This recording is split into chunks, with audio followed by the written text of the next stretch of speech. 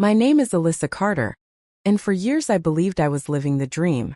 I had the husband people envied, a beautiful home in Austin, Texas, and a daughter who was the center of my world.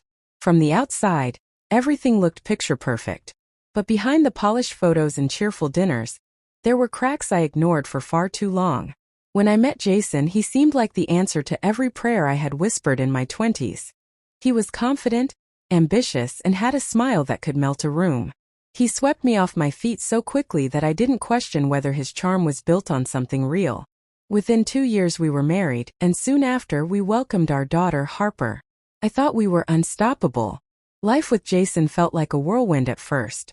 He pushed us into buying a big house in a quiet neighborhood, insisting it was an investment for the future. I trusted him. I always trusted him. He promised he would handle the finances, and I let him, thinking I was lucky to have a man so driven. Meanwhile, I balanced motherhood with a small graphic design business from home. My work gave me flexibility, but Jason liked to remind me it was just a hobby. I brushed off his comments, telling myself he was only teasing. The truth was, Jason loved being admired. He thrived on other people's praise, whether it was about his career moves or the new car in our driveway.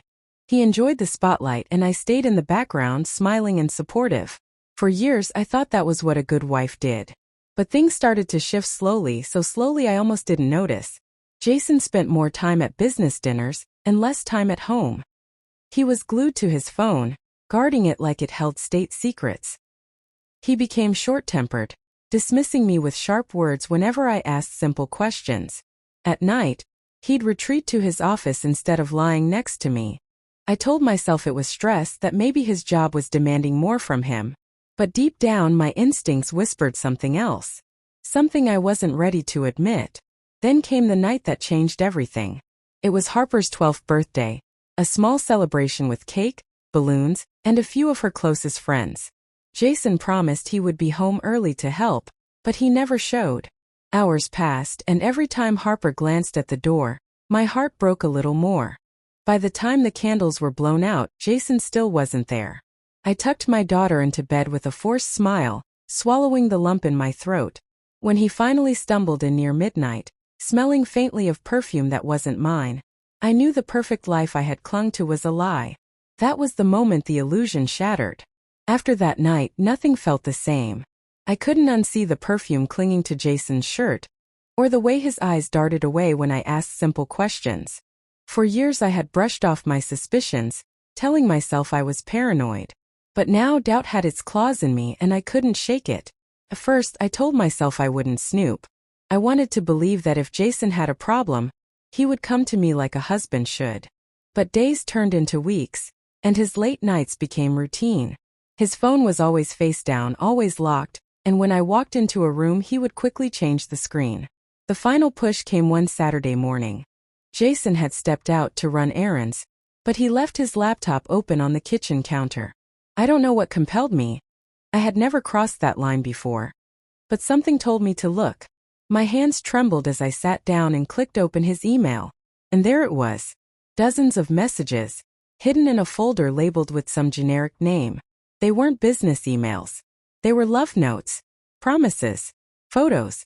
Some of them went back months, maybe longer. My stomach twisted. The Jason I thought I knew, the man who vowed to be my partner, who promised to put our family first, was sharing pieces of himself with someone else. I scrolled through every word, every picture, my tears smudging the trackpad.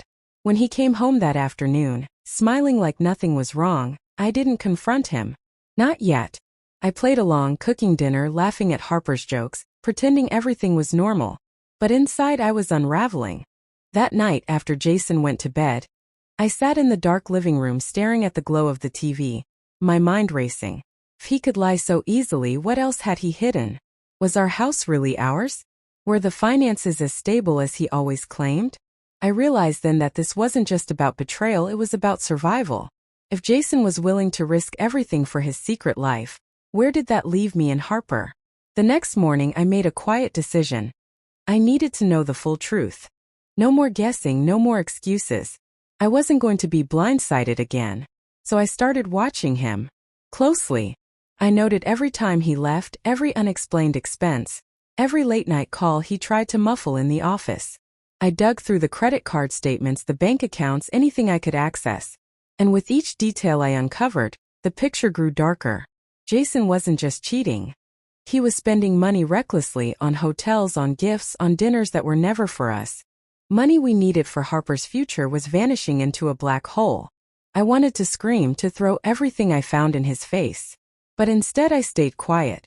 I smiled at him across the dinner table. I kissed him goodnight. I let him believe I was still blind. Because now I knew. If I was going to confront Jason, I couldn't just have suspicions. I needed proof. Solid, undeniable proof. And once I had it, I wasn't going to let him walk away unscathed. Once the door to suspicion had been opened, I couldn't close it again. Every detail about Jason's behavior suddenly felt like a puzzle piece falling into place.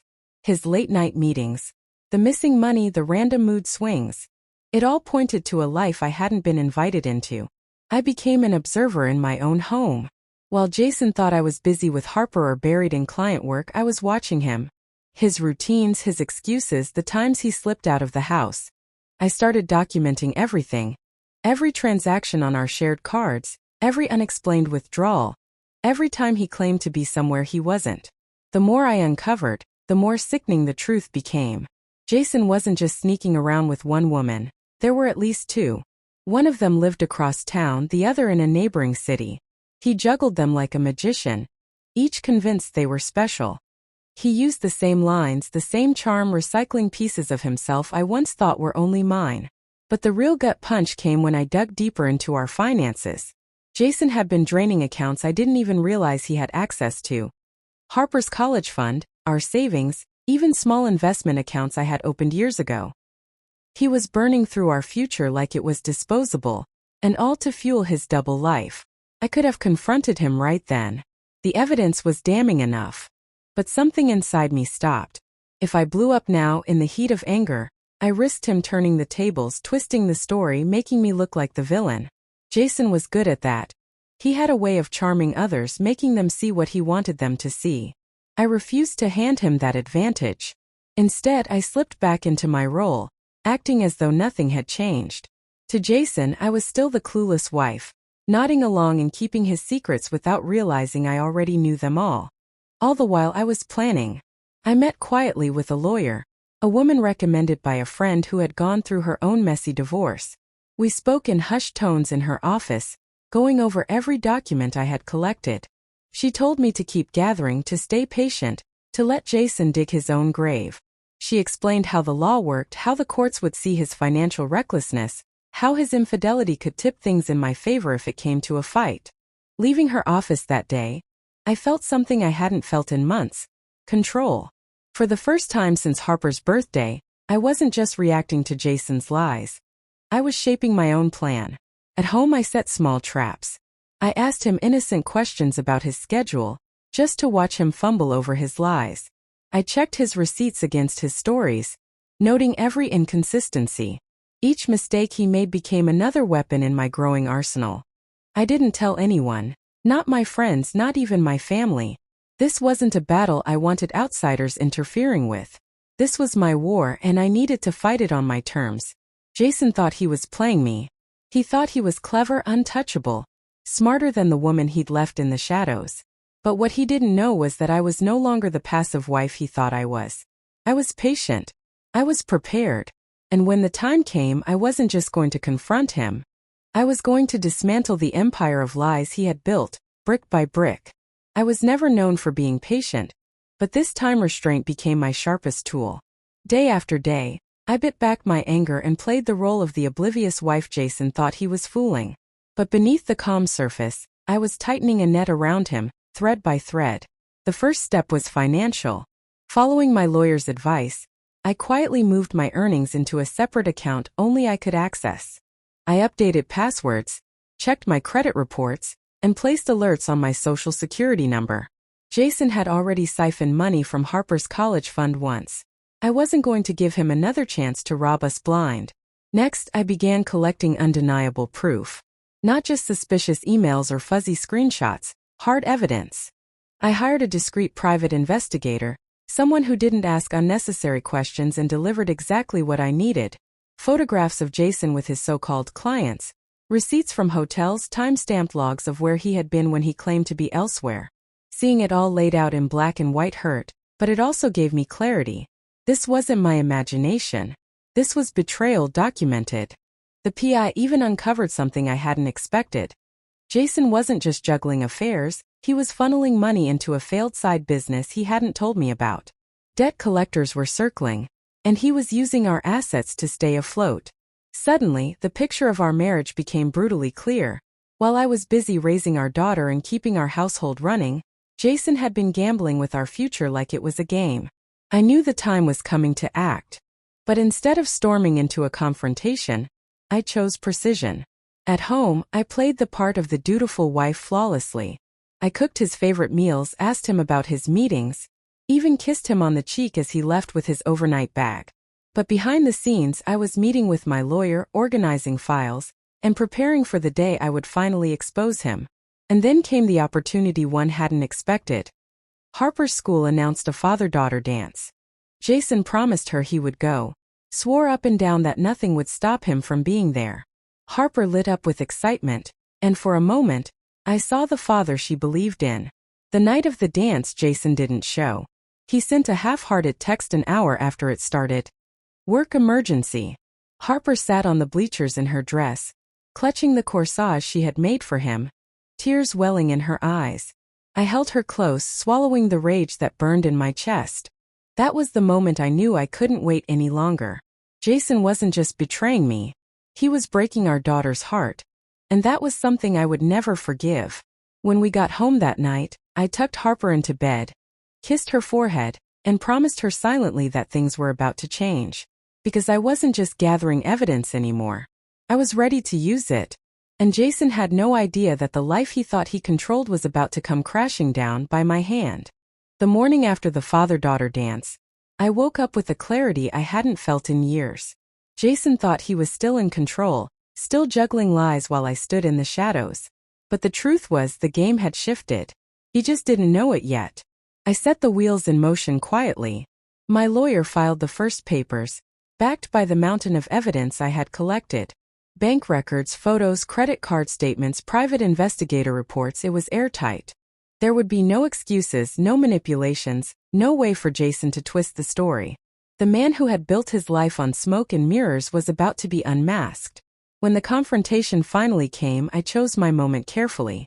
Jason was in his home office, pacing and muttering about some deal that had gone sideways. I walked in with a folder in my hands, calm as I had ever been. One by one, I laid the documents on his desk. Proof of the affairs, the financial recklessness, the debts he had tried to bury. His face went pale. For once, the confident, arrogant man I had married was silent. He stammered excuses, tried to spin it as temporary, begged me not to overreact. But his words bounced off me like raindrops on glass. I had heard enough lies to last a lifetime. I already filed. I told him, my voice steady. This is over. The look in his eyes was a mix of disbelief and panic. He realized then that the power he had clung to all these years was gone. The weeks that followed were a blur of hearings, paperwork, and negotiations. Jason fought at first, of course. He tried to paint me as vindictive, tried to hold on to assets he had no right to. But the evidence crushed every argument he raised. Piece by piece, his empire of lies collapsed in front of him. In the end, I kept the house, secured Harper's future, and walked away with financial stability that Jason could never touch again. He was left with debts, a reputation in tatters, and the bitter taste of consequences he had never thought he'd face. The night the divorce was finalized, I sat on the porch with Harper, watching the Texas sky fade into stars. She leaned against me, her head resting on my shoulder, and whispered, "We're free now, aren't we?" I smiled, tears stinging my eyes, and said, "Yes, baby, we are." For years I had lived in Jason's shadow, believing I was powerless. But betrayal has a way of teaching you who you really are.